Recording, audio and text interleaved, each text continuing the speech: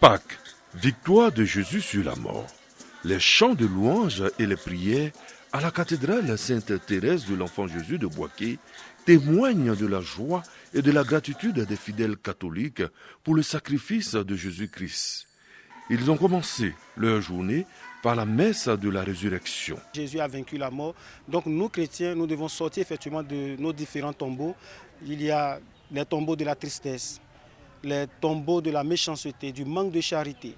Alors si nous sortons de ces tombeaux et que nous embrassons effectivement cette réalité de la résurrection, c'est que nous aurons gagné aussi notre ciel. Cette fête-là est d'abord l'origine de notre foi. Parce qu'on ne peut pas dire que nous sommes chrétiens sans parler de la Pâque. Dans les églises protestantes de Boaké, les fidèles se sont réunis pour célébrer Pâques avec enthousiasme. C'est un fait qui est réel, qui est authentique. Jésus-Christ est réellement ressuscité. Le tombeau est vide et cela nous donne vraiment la conviction que quand nous allons mourir, nous allons ressusciter parce que Jésus-Christ est ressuscité. Par cette résurrection, nous voulons témoigner à tout le monde entier que Jésus-Christ est le seul chemin, la vérité et la vie. Et toute personne qui veut hériter le royaume de Dieu doit passer par Jésus-Christ. Quant aux églises évangéliques, elles ont également vibré au son des louanges et des actions de grâce. Ce sur quoi nous allons intervenir, c'est la restitution. C'est-à-dire que tout ce qui a été perdu, tout ce qui était mort, revient à la vie. Au-delà des différences de dénomination, cette journée est un moment d'unité pour la communauté chrétienne de Boaké. Les fidèles chrétiens ont tous célébré la croyance en la résurrection de Jésus-Christ. Lancée en février 2023, la phase pilote du projet Barakafissa a connu un franc succès avec un remboursement de 100% des fonds perçus.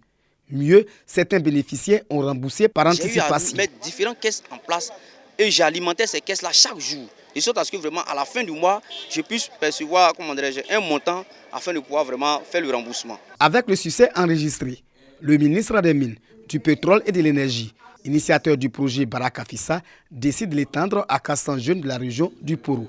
Cette idée, Mamadou Sangafoua Koulibaly la tient de son père, qui a aidé plusieurs jeunes à s'y réaliser à partir de leur seule volonté d'entreprendre. J'ai vu mon père comment il a soutenu beaucoup de jeunes à l'époque.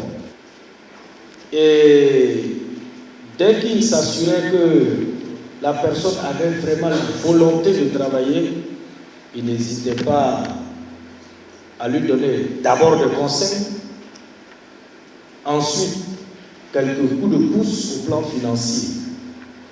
Et j'ai vu de mes propres yeux des transporteurs, des commerçants commencer tout petits et devenir des milliardaires, ici même à Kourougou. La phase à échelle est lancée en présence du corps préfectoral. Les préfets et sous-préfets auront pour mission de conduire le projet dans leur localité. Mamadou Sangafoua Koulibaly exhorte les jeunes à s'approprier le projet afin de se prendre en charge. La phase pilote du projet Barakafissa a mobilisé 100 jeunes, sélectionnés puis formés sur des critères définis par le corps préfectoral. Après 3 années passées à la tête de la Chambre nationale des commissaires de justice de Côte d'Ivoire, Maître Jules Yao Cissé rend son tablier. Il est remplacé à l'issue de l'Assemblée générale ordinaire de cette corporation par Maître Jérémy Bloa, nouveau président. Selon l'équipe sortante, il faut consolider les acquis. Au nouveau président d'être à l'écoute de ses membres. Le travail n'est pas facile.